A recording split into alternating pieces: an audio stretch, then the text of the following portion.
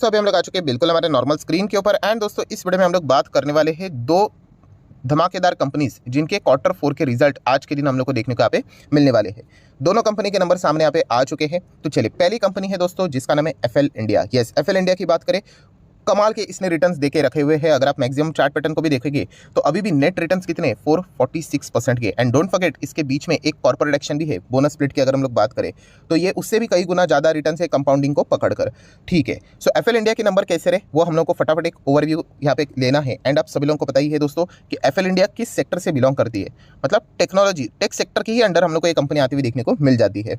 So basically IT sector में, take में क्या चल रहा है हम सभी लोगों को पता ही है। तो एफएल इंडिया का भी जो परफॉर्मेंस रहेगा उसी हिसाब से मतलब कुछ खास होने के चांसेस बहुत ही कम है। अगर एफएल इंडिया ने फ्लैट भी परफॉर्मेंस दिखा दिया ना तो भी काफ़ी है, बट इसके चांसेस भी बहुत ही कम नज़र आते हैं, क्योंकि जैसे मैंने कहा कि टेक्नोलॉजी से ही हम लोग को ये कंपनी काम करते हुए देखने को मिल जाती है। तो चलिए आ जाते हैं कंपनी के नंबर के ऊपर। तो ठीक है दोस्तों, कंपनी के नंबर मैंने ओपन कर लिया है। रुपीज़ इन मिलियंस में देखने को मिल रहा है। ठीक है, मार्च दिसंबर मार्च सीक्वेंस बिल्कुल ठीक है। सबसे पहले हम लोग क्या चेक करते हैं, कंपनी का टोटल इनकम तो कितना है 3733। लास्ट टाइम था 3925, उसके पहले था 3443। मतलब क्या हुआ, 34 का 37 हुआ। तो ईयरली इनकम बढ़ रहा है। क्वार्टरली 39 का 37 हुआ, तो हम कह सकते हैं क्वार्टरली थोड़ा सा डाउनफॉल नजर आ रहा है। ठीक है, ये तो इनकम की हम लोग बात कर रहे हैं। देन इनकम के बाद हम क्या देखते हैं कि उतना इनकम कमाने के लिए कितना खर्चा किया है। सो एक्सपेंसेस आप देख सकते हो 30 के आसपास का एक्सपेंस है। देन उसके पहले 31 था और उसके पहले 26 था। ठीक है, तो अभी हम लोग क्या करेंगे, इनकम्स को एक्सपेंस इनकम में से एक्सपेंसेस को हटा देंगे तो आइदर वी गेट प्रॉफिट या फिर हमें मिलेगा लॉस। तो कंपनी तो प्रॉफिटेबल है, तो कितने का है प्रॉफिट, तो प्रॉफिट बिना किसी एडजस्टमेंट वाला वो है 698।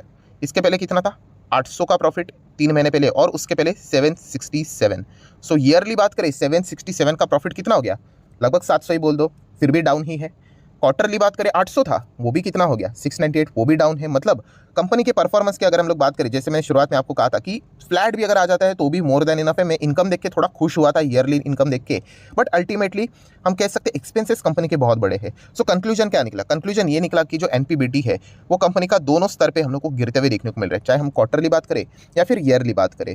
राइट, देन क्या इस चीज़ को यहीं तक हम छोड़ सकते हैं, बिल्कुल भी नहीं। आगे एडजस्टमेंट होते हैं, सरकार को टैक्स देना पड़ता है। तो फाइनल प्रॉफिट आप देख सकते हो, ये फाइनल प्रॉफिट कितना है वही प्रोपोर्शनेट में रहेगा 624। आप देख सकते हैं लास्ट टाइम 691 और एक साल पहले 686 या फिर 87, आप जो भी बोलो, बट अल्टीमेटली ईयरली भी डाउन ही है, क्वार्टरली भी देख सकते हैं डाउन ही है। एंड इसी चीज़ का आगे फॉरवर्डिंग कहाँ पे हो जाएगा, ईपीएस में हो जाएगा। तो ईपीएस भी देख सकते हैं 4.68, 5.19, 5.18। मतलब बेसिकली हम कह सकते हैं कि एफएल इंडिया का जो परफॉर्मेंस है इतना कुछ खास देखने को नहीं मिल रहा है। डिस्क्लेमर साफ साफ देना चाहूँगा, ये एफएल इंडिया की बात करें, इसके बाद जो दूसरी कंपनी डीमार्ट, ये दोनों कंपनियां मेरे पोर्टफोलियो में है। राइट, और लॉन्ग टर्म के हिसाब से मुझे इन कंपनीज में कोई दिक्कत नहीं है, अच्छा ही परफॉर्मेंस यहाँ पे लगता है। ये एक डिस्क्लेमर भी मैं मेरे साइड से यहाँ पे रखना चाहूँगा। मतलब as a long term investor के हिसाब से मैं ये बात यहाँ पे कर रहा हूँ। शॉर्ट टर्म के लिए अलग अलग यहाँ पे रूल्स हम लोगों को देखने को यहाँ पे मिल जाते हैं। सो अभी आ जाते हैं दोस्तों कि कंपनी का बिजनेस अगर देखा गया तो कंपनी का जो खास मेजर बिजनेस है आप सभी लोगों को पता है वो आउटसाइड इंडिया से आता है। सेगमेंट वाइज आप देख सकते हैं रेवेन्यू इंडिया से कितना आता है, 1300 1000 के आसपास का रेंज है। तो इंडिया का बिजनेस की अगर मैं बात करूँ ठीक रहा है। राइट, इतना कुछ ज़्यादा फर्क नहीं पड़ा है। बट आउटसाइड इंडिया देखोगे पॉइंट बी, वहीं से हम लोग को ज़्यादा दिक्कतें देखने को मिलेगी। 2262, 2463, 2113। राइट, तो आउटसाइड इंडिया से थोड़ी सी दिक्कत देखने को मिली है। एंड वैसे भी देखा गया ना तो हमने क्या ऑब्जर्व किया कि कंपनी का इनकम ईयरली अच्छा ही था। ठीक है, वाई ऑन वाई खर्चे बहुत बड़े हैं। राइट, तो कंपनी अगर खर्चों को समहाउ मैनेज कर लेती है। राइट, वैसे तो देखा गया अगर आपको आगे ग्रोथ करने तो खर्चों को के ऊपर ज़्यादा फोकस नहीं होना चाहिए, आपका रेवेन्यू के ऊपर ज़्यादा फोकस होना चाहिए। बट चलिए, फिर भी अगर कंपनी खर्चों के ऊपर कुछ हद तक कंट्रोल कर लेती है, स्टिल कंपनी अपने आप को वापस उस पुराने ट्रैक के ऊपर यहाँ पे ला सकती है। सो पहली कंपनी यहाँ पे हो चुकी है दोस्तों जिसका नाम है एफएल इंडिया। नंबर की अगर हम लोग बात करें, कोई एनर्जेटिक नंबर नहीं है, बट ठीक है चल जाता है। As a long term investor अगर आप वेल्थ क्रिएटर हो तो इस कंपनी को बहुत लंबी पारी के लिए आप चाहो तो कंसिडर कर सकते हो। बट यस, ये मुझे ऐसा लगता है वेरी रिस्की कैटेगरी में आता है। क्यों, क्योंकि ये अल्टीमेटली टेक मतलब क्या, ये फिलहाल का जो चीज़ें चल रहा है, रिसेशन अमेरिका में, ये सिंगापुर में, उससे रिलेटेड नहीं, ये डेटा के ऊपर जीता है कंपनी। आपको पता है कि डेटा से रिलेटेड अगर कोई सरकार ने स्ट्रिक्ट पॉलिसी बना दी जिसका वो प्लान कर रहे हैं तो जाके इस कंपनी को दिक्कतें हो सकती है। ऐसा नहीं कि कंपनी का धंधा ही बंद हो जाएगा, बट फिर भी बहुत सारे ऑब्स्टिकल्स यहाँ पे आ सकते हैं। बीच में हम लोगों ने क्या देखा था कि विदेश की कंपनी कौन सी, मेटा, जिसको हम लोग फेसबुक बोलते हैं, आपको पता है फेसबुक ज़बरदस्त क्रैश हुआ था। यही डेटा से रिलेटेड बहुत सारी पॉलिसियाँ बदली थी। एप्पल ने भी इनके शेयर में ज़बरदस्त गिरावट ला दी क्योंकि उन्होंने भी अपने प्राइवेसी पॉलिसीज चेंज कर दिए थे। सो डेटा जब भी पिटेगा तो एफएल इंडिया भी पिटेगा। इस प्रकार की चीज़ें इसमें हमेशा देखने को मिल जाती है। ठीक है, वो तो लाइफ का पार्ट है, बिजनेस का पार्ट है, चीज़ों को मैनेज करना।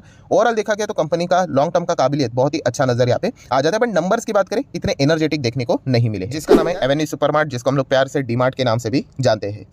सेम डिस्क्लेमर, मेरे पास ये कंपनी मल्टीपल टाइम्स अभी देखिए टॉप लेवल से कंपनी नीचे नजर आ रही है कि नहीं, कई बार ऐसे नीचे नीचे नीचे नीचे, तो यहाँ पे मैंने पीटी किया तो यहाँ पे वो मेरा पीटी सक्सेसफुल हो गया। अभी वापस ये नीचे जा रहा है तो मल्टीपल टाइम्स मैंने पीटी वापस करके रखा हुआ है। पीटी मतलब पोजिशनल ट्रेड, जो मेरी खुद की स्ट्रैटेजी है, जो कंपनी मुझे लगती है लॉन्ग टर्म में अच्छा ही करेगी, उसमें मैं पोजिशनल ट्रेड लेते रहता हूँ। इमीडिएटली 12.5% रिटर्न बना ठीक है, नहीं बना लंबी अवधि के लिए होल्ड कर लेता हूँ, राइट। अगर बहुत ही ज़्यादा टाइम हो जाता है तो मैं मेरा 12.5 का जो एक्सपेक्टेशन है उसको बढ़ाकर 15-16 भी कर लेता हूँ। वो डिपेंड करता है सिचुएशन के हिसाब से। फिलहाल देखा गया तो डीमार्ट तो विद इन कंट्रोल ही है, 12.5 के भी मिल गया तो भी मोर देन इनफ है।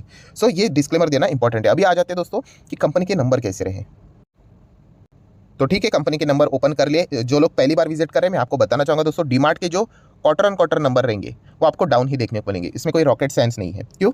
ऑलरेडी रख चुका हूँ। आप जिस क्वार्टर के साथ उसको कंपेयर करेंगे वो है दिसंबर का क्वार्टर। दिसंबर में ज़बरदस्त फेस्टिवल रहते हैं, लोग जम के खरीदारी करते हैं, राइट। एंड इसलिए आप पिछले 3-4 साल, मतलब जब भी 3-4 बार का अगर आप दिसंबर और मार्च के क्वार्टर का कंपैरिजन करके देखोगे आपको समझ में आ जाएगा। सो ये कुछ बेसिक पॉइंट होते हैं, वो हमें पता होने चाहिए। ऐसा नहीं कि सिर्फ नंबर देखने 11 का 10 हो गया, 10 का 5 हो गया, नहीं। ठीक है, तो सीक्वेंस देख सकते हैं। ठीक है, मार्च दिसंबर मार्च, रुपीज़ इन करोड़ से थोड़ा फास्ट जाएंगे क्योंकि आधे तो नंबर्स हम लोग को पता ही है। कंपनी ने खुद बताए थे इस वक्त की इनकम 10,500 करोड़ के आसपास है। लास्ट टाइम कितना था? 11,600। जैसे बोला था ना, क्वार्टरली डाउन रहेगा। ईयरली कितना है? 8,800। कितना हो गया? 10,600। तो चलिए ये अच्छी बात है। देन खर्चे भी देखेंगे, कितना है? 10,000 का खर्चा है, 10,700, 8,200 करोड़। तो ईयरली खर्चा बढ़ा है, ठीक है, ओके परफॉर्मेंस है। तो इनकम माइनस एक्सपेंडिचर प्रॉफिट ही होता है डीमार्ट में। तो कितने का प्रॉफिट है? 625 करोड़ रफली बिफोर टैक्स। लास्ट टाइम कितना था? 811। तो क्वार्टरली तो गिरावट नजर आएगी, बट पहले मैंने आपको बता के रखा हुआ था कि सेल्स में ही गिरावट हो जाती है। दिसंबर क्वार्टर में सबसे जबरदस्त बिजनेस होता है एंड मार्च में थोड़ा सा कम। तो क्वार्टरली गिरावट एक्सपेक्टेड थी, बट ईयरली देख सकते हैं 608 का कितना हो गया? 624।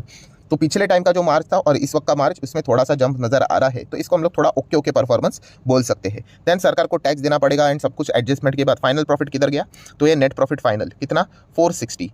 लास्ट टाइम 589, उसके पहले 426। तो ईयरली परफॉर्मेंस कंपनी का अच्छा देखने को मिल रहा है, राइट। तो ये जो मार्च क्वार्टर होता है उसको हम लोग ईयरली ही ज़्यादा थोड़ा बहुत देखते हैं, क्योंकि क्वार्टरली देखा गया तो गिरावट ही हम लोग को देखने को मिलेगी एज एक्सपेक्टेड। तो ये 3-4 बार हो चुका है, अब ये 5th टाइम हम लोग इसको यहाँ पे विटनेस कर रहे हैं। एंड ईपीएस की भी बात करें तो 7.10, 9.10 एंड 6.59। तो ईयर ऑन ईयर बेसिस यहाँ पे मैं लिख लेता हूँ, चलो ठीक है। Year on year basis company का परफॉर्मेंस ओके नजर आ रहा है। ऐसा भी नहीं कि धूम धड़ाकेदार, बट ठीक है, चल जाता है। क्वार्टर ऑन क्वार्टर बेसिस बात करें तो इतना कुछ खास नहीं, एज एक्सपेक्टेड। कोई ऐसी बात नहीं कि ओ माय गॉड ये क्या हो गया। हमें पता है, हम सब आगे भी हम लोगों को पता है कि जब 2024 में भी हम लोग मतलब चेक करेंगे तभी भी दिसंबर का सेल्स बहुत ज़बरदस्त होगा, और उसको बाद में हम कंपेयर करेंगे 25 के साथ मार्च वाला, तो वो भी हम लोग को नीचे डाउनफॉल वाला ही देखने को यहाँ पे मिल जाएगा। तो ये कुछ चीज़ें रहती है जो कि हम लोग को पहले से ही पता है यहाँ पे होती है।